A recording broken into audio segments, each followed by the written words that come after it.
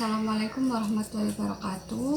Baiklah, di sini saya Najwa Aminata Zahro, NIM 181700069 akan menjelaskan tentang yang pertama, yakni tipe dan persyaratan komunikasi. Nah, sebelum kita masuk ke materi tersebut, kita harus terlebih dahulu memahami apa itu komunikasi. Nah, komunikasi adalah usaha mendorong orang lain menginterpretasikan pendapat seperti apa yang dikehendaki oleh orang yang mempunyai pendapat tersebut. Secara garis besar, komunikasi adalah penyampaian ide, emosi, keterampilan, dan lain sebagainya melalui penggunaan simbol, baik berupa kata, gambar, grafik, angka, dan lain-lain dari seseorang kepada orang lain. Nah, setelah itu kita akan masuk ke tipe komunikasi. Apa sih tipe komunikasi? Nah, menurut Arni Muhammad, 5 tipe komunikasi ke bawah itu dibagi menjadi 5. Yang pertama yakni instruksi tugas. Instruksi tugas merupakan penyampaian pesan kepada bawahan berupa arahan mengenai tata cara melaksanakan tugas yang disampaikan langsung oleh atasan atau melalui deskripsi tugas, prosedur, dan lain-lain. Yang kedua yakni rasional. Rasional pekerjaan adalah pesan yang menerangkan mengenai tujuan dari tugas-tugas atau pekerjaan yang dilakukan dalam kaitannya dengan pekerjaan dan tujuan dari organisasi. Yang ketiga yakni ideologi. Ideologi adalah pesan yang disampaikan oleh atasan untuk menumbuh kembangkan serta memperkuat rasa loyalitas, moral, dan motivasi dari bawahan terhadap atasan dan organisasi. Selanjutnya yang nomor 4 yakni informasi. Informasi adalah pesan yang disampaikan oleh atasan kepada bawahan mengenai praktek-praktek organisasi, peraturan, dan lain-lain. Dan yang terakhir yakni balikan. Balikan adalah pesan berisi tanggapan atau respon atasan terhadap bawahan yang melaksanakan tugas-tugasnya. Nah, dengan demikian, apabila kelima tipe komunikasi ke bawah tersebut dapat berjalan secara efektif dalam organisasi, maka tentu akan menghasilkan suatu teamwork yang baik dan solid, sehingga dapat mendukung peningkatan kerja organisasi, keharmonisan, dan koordinasi kerja yang berdampak positif pada pencapaian target dan prestasi kerja. Adapun syarat-syarat atau persyaratan dari komunikasi. Sebuah komunikasi bisa terjadi jika memenuhi syarat-syarat sebagai berikut. Yang pertama yakni adanya sumber untuk disampaikan. Yang kedua, adanya komunikator sebagai pemberi pesan. Yang ketiga, adanya komunikan sebagai penerima pesan. Yang keempat, adanya pesan yang disampaikan. Yang kelima, yakni adanya saluran tempat berlangsungnya proses komunikasi. Baiklah, selanjutnya saya akan menjelaskan tentang proses komunikasi. Nah, dalam berkomunikasi di dalamnya terjadi sebuah proses mulai dari pengiriman pesan sampai pada penerimaan pesan. Nah, secara jelas proses komunikasi dapat dilihat pada gambar di atas. Nah, yang pertama yakni saya akan menjelaskan tentang apa aja isi dari proses komunikasi di atas. Yang pertama yakni a sender adalah seseorang yang memiliki ide-ide, interaksi, intensitas informasi, dan tujuan dari komunikasi. Yang kedua, encoding adalah proses penciptaan ide-ide atau pesan yang dikirimkan oleh komunikator. Yang ketiga, message adalah suatu gagasan dan ide berupa pesan atau informasi, pengetahuan, ajakan, rujukan, atau ungkapan yang akan disampaikan komunikator pada seseorang atau kelompok tertentu. Yang keempat yaitu medium adalah sarana atau saluran yang dipergunakan oleh komunikator dalam mekanisme penyampaian pesan. Yang kelima yakni receiver adalah seseorang yang menerima pesan dari komunikator. Yang keenam, decoding adalah proses menerjemahkan simbol-simbol yang diterima oleh komunikan atau penerima pesan. Dan yang terakhir adalah feedback, adalah respon terhadap pesan yang diterima. Nah, dari gambar tersebut, dalam komunikasi ternyata membutuhkan proses yang cukup panjang dan dibantu pula oleh berbagai sarana agar pesan dapat diterima dengan baik oleh penerima sehingga diperoleh pemahaman bersama. Untuk selanjutnya yaitu komunikasi dan pengambilan keputusan. Di sini yang dimaksud dengan proses pengambilan keputusan itu merupakan suatu proses pemilihan alternatif terbaik dari berbagai alternatif yang secara sistematis itu dipilih sebagai cara untuk menyelesaikan masalah.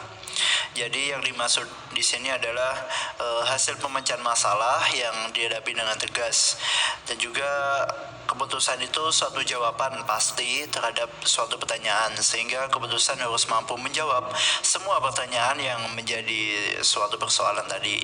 Keputusan dapat pula berupa tindakan terhadap pelaksanaan yang sangat menyimpang dari rencana semula. Begitu.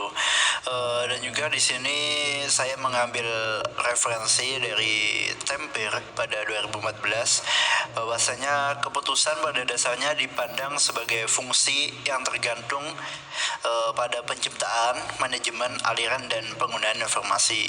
Jadi maksudnya itu keputusan dalam organisasi itu juga dapat dipandang sebagai tindakan sosial yang terorganisasi.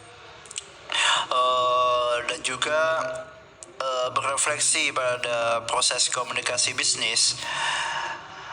Dalam sebuah organisasi juga terdapat fungsi dan tujuan sepanjang proses komunikasinya, di mana terdapat 4 fungsi yang dapat pula dilaksanakan dalam konteks komunikasi organisasi, yaitu yang pertama adalah informatif, yang kedua pengendalian, yang ketiga persuasif, dan yang keempat adalah integratif. Oleh karena itu, strategi komunikasi dalam pengambilan keputusan tentunya juga sangat dipengaruhi dari konteks komunikasi organisasi itu sendiri. Apakah konteksnya informatif, pengendalian, persuasif, atau integratif, begitu.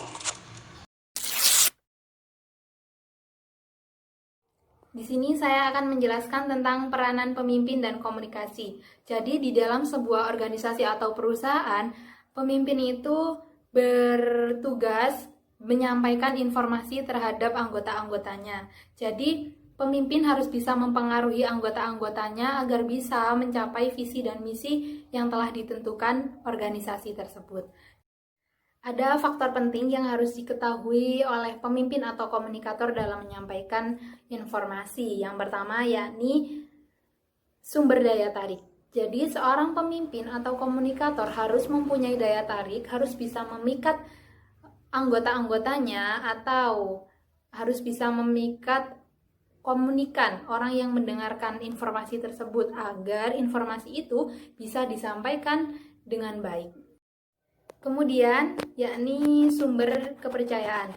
Maksudnya sumber kepercayaan, pemimpin atau komunikator harus menyampaikan informasinya secara jelas sesuai data yang ada agar komunikan atau orang yang mendengarkannya itu bisa mempercayai apa yang disampaikan dan tujuan itu bisa dicapai secara maksimal.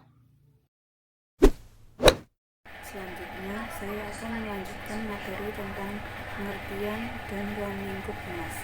Pengertian humas secara umum adalah sebuah proses yang terus-menerus dari usaha manajemen untuk memperoleh kemauan baik dan pengertian dari pelanggan, pegawai, dan publik yang lebih luas. Dalam pekerjaannya, sebuah humas membuat analisis ke dalam dan memperbaiki diri, serta membuat pernyataan-pernyataan keluar. Humas juga berfokus pada relasi antara perusahaan dan publik, antara masyarakat sekitar. Definisi humas yang lebih singkat dan sederhana dapat diartikan sebagai manajemen yang membantu pencapaian tujuan organisasi, memfasilitasi perubahan organisasional, dan mendefinisikan filosofi. Di bawah ini akan dibahas apa saja definisi humas atau hubungan masyarakat menurut beberapa pendapat ahli.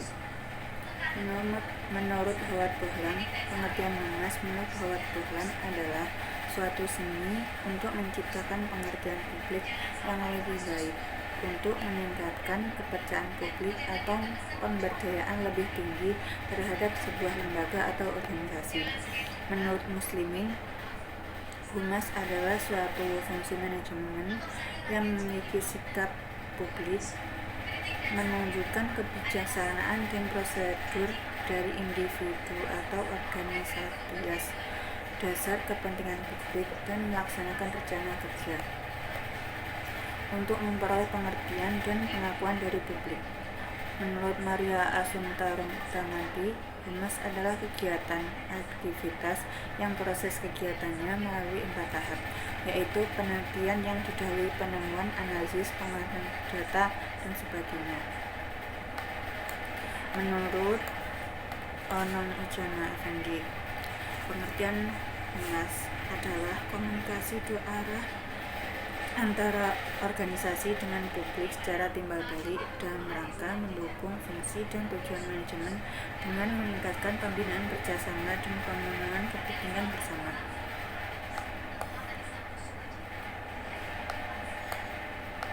Menurut International Public Relations Association atau yang disebut IPRA,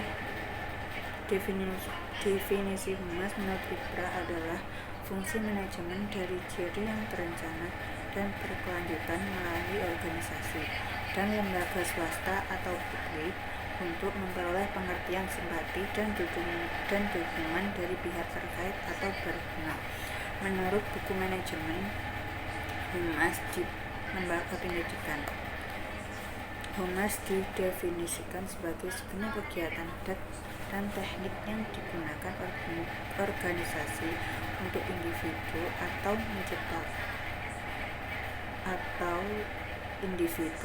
menciptakan atau memelihara suatu sikap dan tanggapan yang baik dari pihak luar terhadap keberadaan aktivitasnya.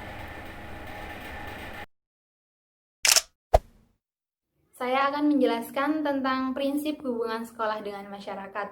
Pastinya, sekolah atau lembaga pendidikan tidak dapat berjalan dengan lancar apabila tidak mendapatkan dukungan dari masyarakatnya.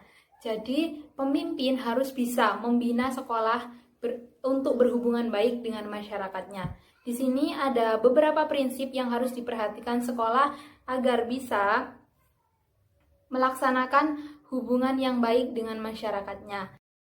Prinsip yang pertama yakni integrity. Maksud dari integrity yakni hubungan yang dilakukan sekolah dengan masyarakat harus dilakukan secara terpadu, baik bersifat akademik maupun non-akademik. Dan informasi yang disampaikan itu juga harus sesuai dengan apa yang ada dalam sekolah.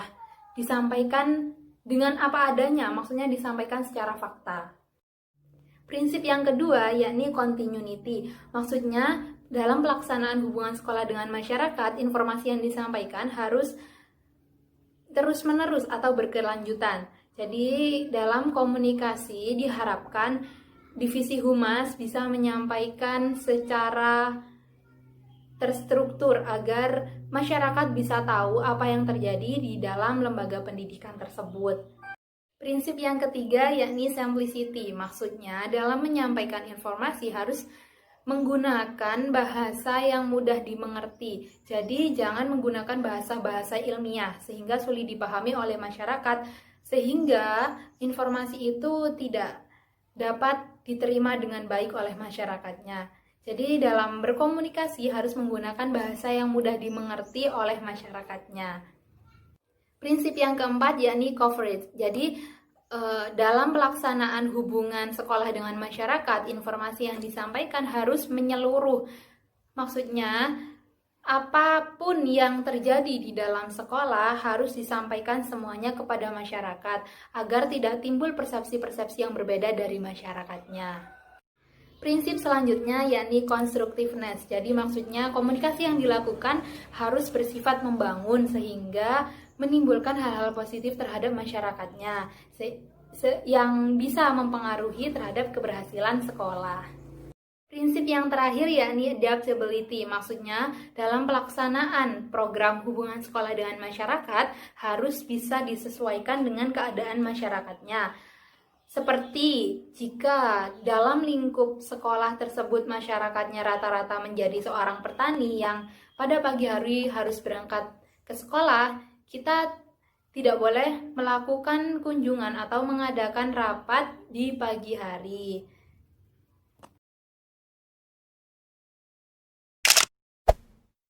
Selanjutnya, saya akan menjelaskan tentang model hubungan masyarakat. Model hubungan masyarakat itu suatu pola hubungan yang dijadikan acuan oleh pihak sekolah dalam komunikasi, berkoordinasi, maupun bekerja sama dengan masyarakat untuk mencapai tujuan yang diinginkan. Di sini ada 4 model dalam hubungan masyarakat. Model yang pertama yakni press agentry. Press agentry atau yang biasa disebut dengan agen pemberitaan, di mana model ini berguna sebagai publisitas atau promosi yang bergerak hanya dalam satu arah, yakni sekolah ke publik. Dan informasinya yang disampaikan kadang kurang lengkap. Model yang kedua yakni public information. Public information atau yang biasa disebut dengan informasi publik ini bukan informasi tentang publisitas atau promosi, tetapi lebih ke informasi. Dan informasi publik ini sama dengan press agentry, bersifat satu arah dari sekolah ke publik. Tetapi informasinya itu lebih lengkap atau lebih banyak kebenarannya karena disampaikan melalui seperti media sosial, seperti email direct, dan sebagainya. Dan model yang ketiga yakni two-way asymmetris atau asimetris dua arah. Model ini lebih mempertimbangkan bagaimana publik beradaptasi dengan organisasi daripada sebaliknya. Sedangkan kalau model yang keempat, two-way symmetris atau simetris dua arah, itu lebih menyesuaikan diri, baik organisasinya maupun publiknya. Kembali lagi untuk selanjutnya yaitu komite sekolah dan upaya pengembangan humas. Di sini berdasarkan keputusan Menteri Pendidikan Nasional nomor 44 tahun 2000 bahwasanya konsep mengenai komite sekolah adalah badan mandiri yang mewadahi peran serta masyarakat dalam rangka peningkatan mutu, pemerataan, dan efisiensi pengelolaan pendidikan di suatu pendidikan, baik pada pendidikan prasekolah, jalur pendidikan sekolah maupun jalur pendidikan luar sekolah. Nama badan disesuaikan dengan kondisi dan juga kebutuhan daerah masing-masing begitu dalam suatu pendidikan tersebut, seperti komite sekolah, komite pendidikan luar sekolah, dewan sekolah, majelis sekolah, apalagi majelis madrasah, komite TK, atau nama-nama yang lain yang telah disepakati oleh pendidikan tersebut. Komite sekolah itu berkedudukan di setiap satuan pendidikan. Jadi komite itu badan mandiri yang tidak memiliki hubungan hierarki dengan lembaga pemerintahan. Dan untuk tujuan dari komite sekolah itu bertujuan untuk mewadahi dan juga menjalankan aspirasi dan juga prakarsa masyarakat dalam melahirkan kebijakan operasional dan program pendidikan di satuan pendidikan dan meningkatkan tanggung jawab dan juga peran serta masyarakat itu dalam penyelenggaraan pendidikan di satuan pendidikan serta menciptakan suasana dan kondisi transparan, akuntabel dan demokratis dalam menyelenggarakan dan pelayanan pendidikan yang bermutu di suatu pendidikan. Untuk selanjutnya adalah upaya pengembangan humas. Untuk upaya pengembangan humas di sini bertujuan untuk menjaga komunikasi yang baik antara sekolah dan juga lembaga yang terkait, khususnya itu kepada orang tua siswa, menunjukkan bahwa untuk merealisasikan program sekolah khususnya manajemen hubungan masyarakat diperlukan bantuan dari komite sekolah sebagai pelaksana teknis dalam setiap kegiatannya. Program humas merupakan hasil musyawarah antara sekolah dengan komite sekolah sebagai wakil orang tua siswa. Jadi dengan keterlibatan komite sekolah dalam manajemen humas, maka kebijakan yang disusun menjadi lebih bermakna begitu. Untuk lebih khusus peran komite sekolah itu sebagai pendukung dalam manajemen humas tidak dapat dipisahkan dari peranan orang tua yang ada di setiap kelas begitu.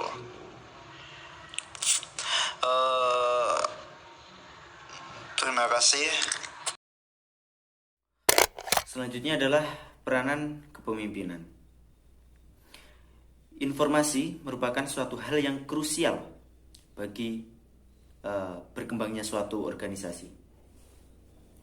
Baik itu informasi antar internalnya maupun dengan eksternalnya. Pencarian serta penyampaian suatu informasi itu haruslah dirancang sedemikian rupa sehingga informasi tersebut benar-benar tersampaikan kepada komunikannya dan juga memberikan manfaat yang diharapkan kepada organisasi tersebut. Seorang pemimpinlah yang harus menjalankan peran konsulting hubungan antara masyarakat dengan organisasinya. Sebagai orang yang berada di puncak dan dianggap memiliki pengetahuan yang lebih, seorang pemimpin harus mampu memberikan bimbingan kepada bawahannya secara tepat dan juga simpatik. Berikut peran kepemimpinan. Peran yang pertama yaitu mempengaruhi orang lain. Peran seorang pemimpin dalam mempengaruhi orang lain yaitu harus mampu mentransformasikan pemikiran dari tujuan organisasi atau dalam hal ini adalah lembaga pendidikan kepada bawahannya. Yang kedua yaitu peran membangun hubungan. Seorang pemimpin harus mampu memberikan contoh hubungan yang sehat, yang baik antara anggota dengan pemimpinnya maupun antara organisasi dengan lingkungan luarnya atau eksternalnya. Dan peran yang ketiga yaitu peran membuat keputusan. Seorang pemimpin dituntut untuk membuat suatu keputusan dalam organisasi karena memang seorang pemimpinlah yang menjadi pusat syaraf dari organisasi tersebut, pusat kendali dari organisasi tersebut, sehingga semua keputusan itu ada di tangan seorang pemimpin. Lantas di dalam peran membuat keputusan dibagi lagi menjadi 4 peran. Yang pertama ada peran entrepreneur, yang kedua ada peran selaku penghalau gangguan, dan yang ketiga ada peran pembagi sumber daya, dan yang terakhir ada peluang sebagai perunding. Yang pertama entrepreneur. Jadi seorang pemimpin itu harus mampu membawa organisasinya itu sesuai dengan perkembangan yang terjadi pada saat ini. Dan yang kedua ada peran selaku penghalau gangguan. Karena dalam menjalankan suatu lembaga, seorang pemimpin itu pasti tidak akan berjalan mulus, pasti akan ada gangguan-gangguannya. Sehingga seorang pemimpin harus mampu menghalau gangguan dan kemungkinan terburuk yang akan terjadi. Yang ketiga yaitu ada pembagi sumber daya. Seorang pemimpin itu berperan dalam membagi siapa dan akan mendapatkan tugas apa. Dan yang terakhir ada peran selaku perunding. seorang pemimpin yang tadinya pasti menjadi pusat pembuat keputusan, maka akan selalu membuat suatu perjanjian-perjanjian yang dimana dalam hal tersebut ada rundingan-rundingan yang terjadi. Subbab selanjutnya yaitu pendidikan dalam pengembangan humas. Dalam lembaga pendidikan, suatu hubungan masyarakat sangat diperlukan karena dukungan dan antusiasme dari masyarakat itu akan mempengaruhi berjalannya suatu lembaga pendidikan. Maka dari itu hubungan masyarakat haruslah dibentuk secara sehat dan juga dijalankan secara baik dan benar. Dalam pengembangan humas tetap ada peran dari proses-proses dalam manajemen. Di antaranya yaitu ada perencanaan, pelaksanaan, dan juga evaluasi. Dalam perencanaan, maka dalam hal itu kita harus mempertimbangkan alternatif-alternatif dan juga menetapkan tujuan serta menilai risiko dari apa yang akan kita sampaikan kepada masyarakat. Yang kedua, ada pelaksanaan, yaitu usaha untuk melakukan hal yang terbaik dan sesuai koridor perencanaan. Dan yang ketiga, setelah pelaksanaan tercapai, perencanaan dilaksanakan dan juga ada pelaksanaan hubungan masyarakat, penyampaian informasi kepada masyarakat itu terlaksana. Yang ketiga ada evaluasi, yaitu penilaian dan juga pengukuran. Istilahnya standarisasi lah. Apa yang telah kita lakukan tersebut itu sudah mencapai maksimalnya atau sudah kita dapatkan manfaatnya, maka hal itu akan diatur dalam evaluasi. Dengan adanya ketiga hal tersebut, maka diharapkan akan memudahkan dalam pelaksanaan komunikasi antar sekolah dengan masyarakat.